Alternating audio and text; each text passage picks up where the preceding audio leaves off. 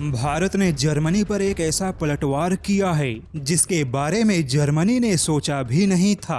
और भारत के ऐसे पलटवार के बाद यूरोपीय यूनियन ही नहीं बल्कि अमेरिका भी अपनी चुप्पी साधे बैठा है। तो चलिए आपको आखिर बताते हैं कि वह कौन सा मुद्दा है जिसे लेकर अब भारत ने जर्मनी को अच्छा खासा लपेट दिया और जर्मनी को ऐसा लपेटा कि अब जर्मनी भविष्य में भारत को बोलने की हिम्मत नहीं करेगा। जैसा कि जर्मनी हो या फिर अमेरिका, इन विकसित देशों ने हमेशा से भारत को पर्यावरण के मुद्दे पर नसीहत दी।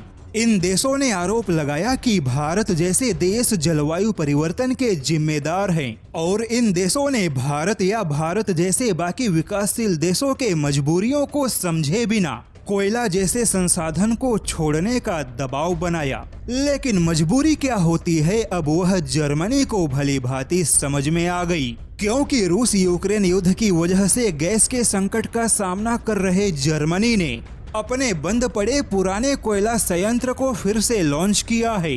यानी कि जो जर्मनी भारत को कोयला छोड़ने की नसीहत दे रहा था, अब वही जर्मनी खुद अपने कोयला संयंत्र को चालू कर रहा है।